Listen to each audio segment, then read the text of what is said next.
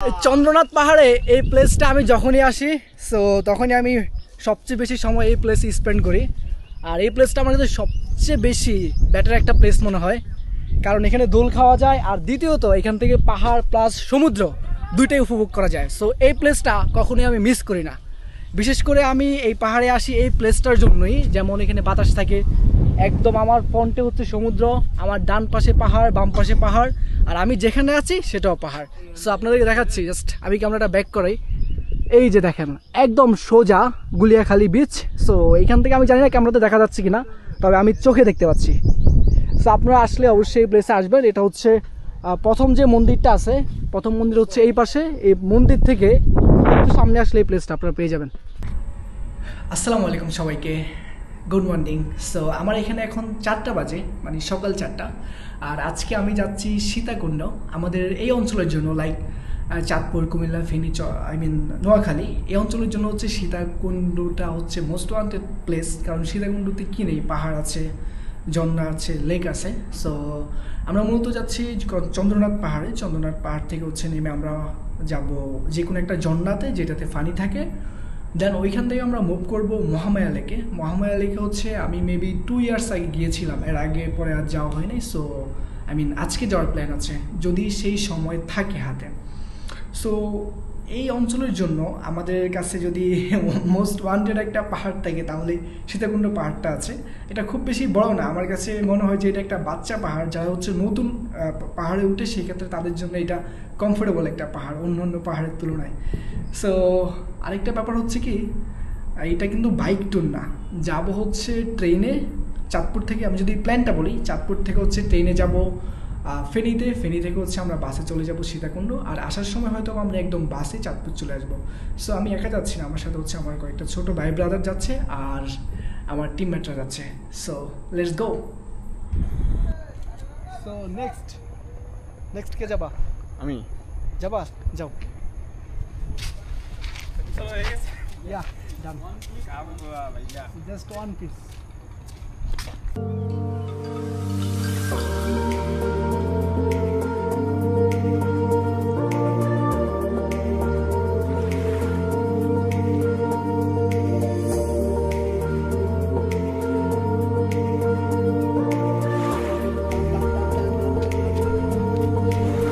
Hello, আমাদের ছবি তোলা শেষ, এখন আমরা চলে যাব স্টেশনে। দেন আপনাদের সাথে দেখা হচ্ছে আমার স্টেশনে। Let's go. এখন আকাশটা অনেকটাই সুন্দর, দেখেন এখানে পরিবেশটা কেমন। সো জোস একটা পরিবেশ। সো জাস্ট 5 মিনিট পরে আমাদের ট্রেন ছাড়বে। সো আমরা এখন ট্রেনে উঠবো। এখন সময় 5টা বাজে, আমাদের ট্রেন ছাড়ছে।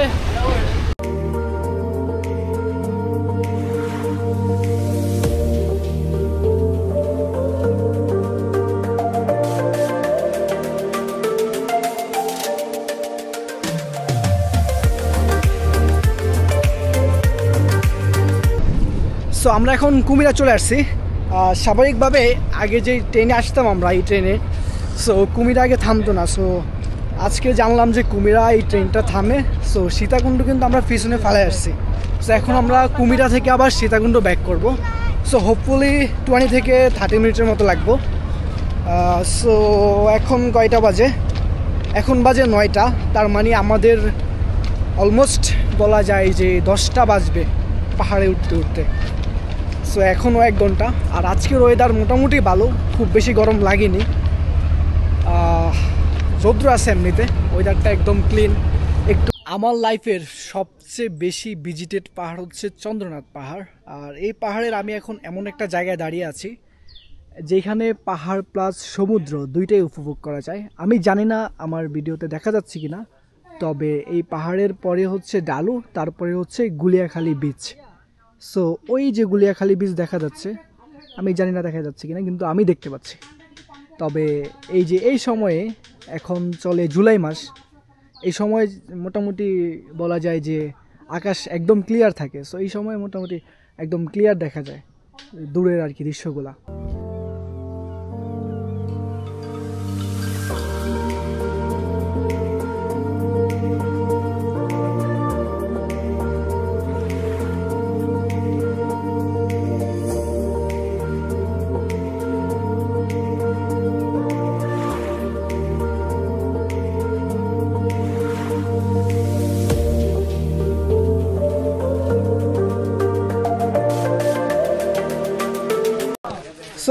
আমরা এখন চলে যাব হচ্ছে সহস্রধারা ঝর্ণায়।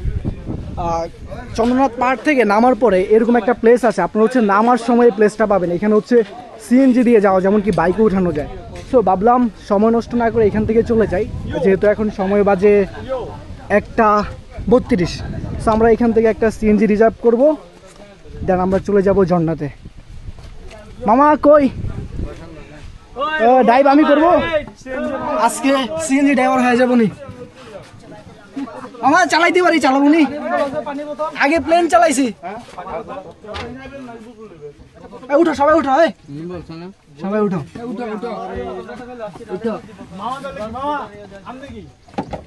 হেল্পার হেল্পার মামা হেল্পার। আমি সাইডে ব্রোকার ব্রোকার ব্রোকার মামা চালাবো। মামা 50 টাকা ডিসকাউন্ট দিবেন না? এখন আমি কি বলি, আপনাকে লাগাইছি, আপনাকে লাগাই না আমি কি। ও তা আপনি আর হ্যাঁ কি তাহলে ব্রোকার ওই দালাল কই যে। হ্যাঁ তাহলে মামার সাথে যাইতেছি না মামা।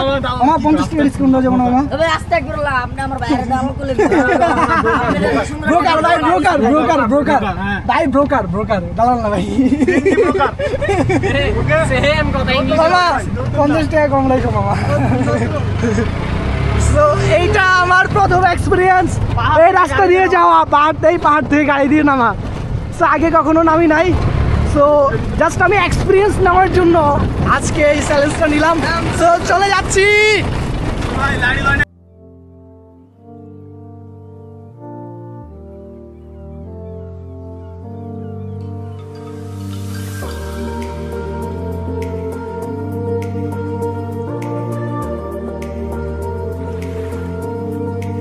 তো আমরা এখন ঝর্ণায় যাচ্ছি। আমার কাছে একটা আনকমফোর্টেবল বিষয় লাগছে। আমি যখন মিরসরাই ঝর্ণায় বা আর কয়েকটা ঝর্ণায় গেলাম, তখন কোনো টিকিট মিকিট এসব বেজালের মধ্যে ছিল না। কিন্তু এই সহস্রধারা ঝর্ণায় টিকিট সিস্টেম, পার পারসন 50 টাকা করে নিল। আমরা 5 জন মানুষ ছিলাম, মোট 250 টাকা। আর ওইখান থেকে নামতে আমাদের 400 টাকা গেছে 5 জনের, তার মানে জনপ্রতি 80 টাকা পড়ছে। সো এখানে একটু এক্সপেন্সিভ আই থিঙ্ক। সো এখান থেকে আবার আমরা চলে যাব মেইন রোডে। এখান থেকে মেইন রোড 4 কিলো আমরা হেঁটে চলে যাব। দেন মেইন রোড থেকে সীতাকুণ্ড বাজার 10 টাকা ভাড়া। আর যেহেতু আমরা নিচে ব্যাগগুলো রেখে আসছি, ওইখান থেকে আবার 20 টাকা মেবি পার পারসন। সো 2-1 জনকে পাঠিয়ে আমরা ব্যাগগুলো কালেক্ট করে ফেলবো, দেন আমরা ব্যাক করবো চাঁদপুরে।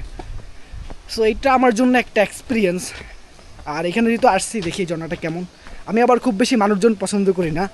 কোনো একটা প্লেসে গেলে যে মানুষ থাকবে, হজবরল অবস্থা, এগুলো ভালো লাগে না আমার। তবে মিরসরাই যে ঝর্ণাগুলো আছে ওগুলো হয়তো ছোট, কিন্তু উপভোগ করা যায়, কারণ মানুষজন কম থাকে। বেশি মানুষ থাকলে অ্যাকচুয়ালি উপভোগ করা যায় না কোনো প্লেসকে, সেটা যেই প্লেসই হোক ভ্রমণের জন্য। সো যেতে থাকি।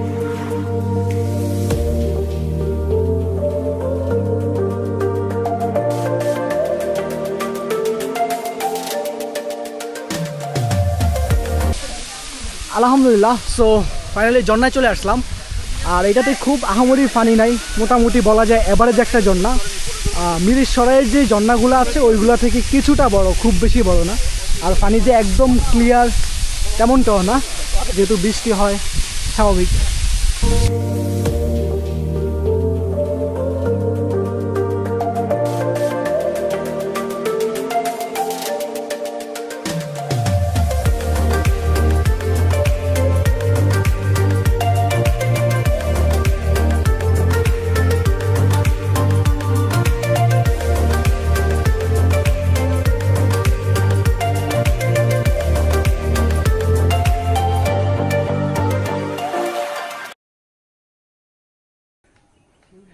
এই ব্রিজটা জোস একটা ব্রিজ, আমার কাছে আনকমন লাগছে, দ্যাটস আমি ভিডিও বানাচ্ছি। সো আমরা হচ্ছে সহস্রধারা ঝর্ণা থেকে এখন সুপ্তধারা ঝর্ণায় যাচ্ছি। সো যাওয়ার পথে এই ব্রিজটা আমি পেলাম, তো ভাবলাম একটু এক্সপ্লোর করে যাই।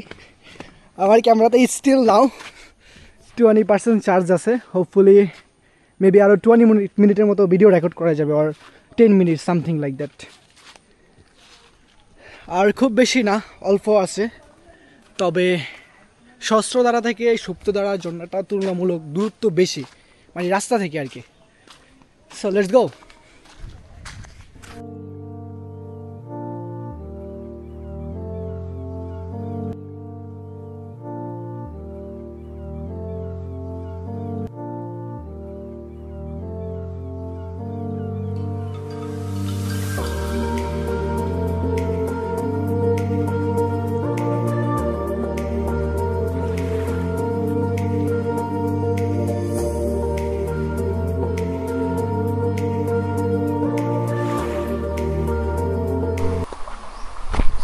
সুপ্তধারার ঝর্ণা থেকে আজকে বিদায় নিচ্ছি।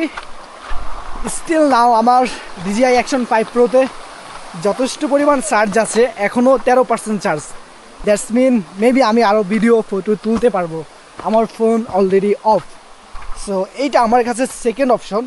সো আজকে ছিল আমাদের সীতাকুণ্ড পাহাড়, চন্দ্রনাথ পাহাড়, তারপর ছিল হচ্ছে সহস্রধারা ঝর্ণা, তারপর ছিল এই যে সুপ্তধারা ঝর্ণা। সো এখন হচ্ছে সীতাকুণ্ড বাজারে ব্যাক করব, রেস্ট করব, খাওয়া দাওয়া করব, দেন ফাইনালি সব কিছু ঠিক থাকলে ইনশাল্লাহ আজকে রাতের মধ্যেই চাঁদপুর ব্যাক করব। বাট এটা একটা অ্যাডভেঞ্চার ছিল, যদিও পাহাড়ে ওঠাটা আমার জন্য অ্যাডভেঞ্চার ছিল না, কিন্তু এই ঝর্ণাগুলো আমার জন্য অ্যাডভেঞ্চার ছিল। জাস্ট মেবি আমি 2 থেকে 3 ইয়ার পরে ঝর্ণায় আসলাম আবার। আর এই সময় আসলে ঝর্ণা আসাটা ইম্পর্টেন্ট ছিল, যেটা এখন গরম, কিন্তু শীতকালে আসলে ঝর্ণায় গিয়ে খুব একটা ফিল পাওয়া যায় না, গরমকালে যেটা পাওয়া যায়। আর এই দিকে দেখেন, এই দিকের যে রোডগুলা একটু অ্যাডভেঞ্চার টাইপের রোড, এমনকি ফিল নেওয়া যায় খুব ভালোভাবে। এটা জোস। সো ফিল নিতে হলে আপনাকে আসতে হবে সামথিং লাইক বান্দরবন ফিল হচ্ছে না এদিকটা, কিন্তু আসছে খুব স্বাভাবিকভাবে। এখন যেতে প্রচুর কষ্ট হবে। প্রথমত সারাদিনে তেমন কিছু খাওয়া হয় নাই, পানি ছাড়া, হালকা নাস্তা ছাড়া। মেবি এখন 3:30 থেকে 4টা বাজবে, হয়তো বা বেশি হতে পারে, টাইম চেক করিনি যেহেতু ফোন অফ। আর ভিডিওটা এখানেই শেষ করছি না, দ্যাটস মিন আমি আরও ভিডিও মেক করতে পারবো। তাছাড়া ভিডিও মেক করার মতো এখন আর তেমন কোনো টপিক নেই, ভিডিওটা অনেক লং হয়ে যাবে। তো ভাইয়া মুরগিটা দেখি।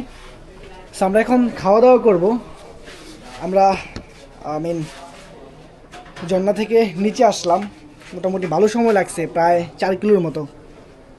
আচ্ছা, এটা মুরগি না? কয় পিস করে দেন? এক পিস না? আর সাথে কি ডাল, সবজি, আলুর ভর্তা। আচ্ছা আচ্ছা। আর ভাতের ব্যাপারটা? ভাত আনলিমিটেড, যত খেতে পারেন। আচ্ছা ঠিক আছে। সো দেখি আমাদের কয়জন পার্সন খাবে, হ্যাঁ, সো এটার উপর ডিপেন্ড করে। সো ওনাদের প্যাকেজ হচ্ছে 100 টাকা করে না ভাইয়া? 100 টাকা। আর এক্সট্রা কোনো টাকা লাগবে? আচ্ছা আচ্ছা, লিখছি আমার। সো 100 টাকার প্যাকেজ ওনাদের। সো দেখি কী খাওয়া যায় 100 টাকার মধ্যে। Let's go. এই হচ্ছে আমাদের 100 টাকা প্যাকেজের খাবার। এখানে হচ্ছে মুরগি আছে, আর এখানে ভর্তা, একটা প্যাকেজের সাথে হচ্ছে একটা ভর্তা, মুরগি 1 পিস করে, আর এই পাশে হচ্ছে ডাল আছে। সো সবজি দিবে কিনা? আমার সবজি দিবেন? আচ্ছা আচ্ছা, সাথে সবজি আছে। সো হোপফুলি ভালো কিছু হবে, টেস্ট করলে বুঝতে পারবো যে একটু কেমন। সো আমি একটা টেস্ট করে দেখি। সো একটু টেস্ট করে দেখি আমি যেহেতু নিজে রান্না করতে পারি, আমি কিছুটা হলেও ফিল করতে পারবো যে অ্যাকচুয়াল টেস্টটা কেমন, মুরগির টেস্টটা। বলা যায় চলে, কারণ দিন শেষে আমাদের বাজেট হিসেব করতে হবে তো। সো বাজেট হিসেব করে ইটস গুড এনাফ। সো আর ক্ষুধা পেটে সবসময় খারাপ জিনিসও ভালো লাগে, এটা আসলে আমি রিয়েলাইজ করতে পারি। আপনার যখন খুব ক্ষুধা থাকবে তখন বুঝতে পারবেন যে না, আসলে খারাপ জিনিসও ভালো লাগে। সো আজকে আমার মনে হয় এই পর্যন্তই থাকা উচিত। দেখা হচ্ছে আপনাদের সাথে নেক্সট ভিডিওতে।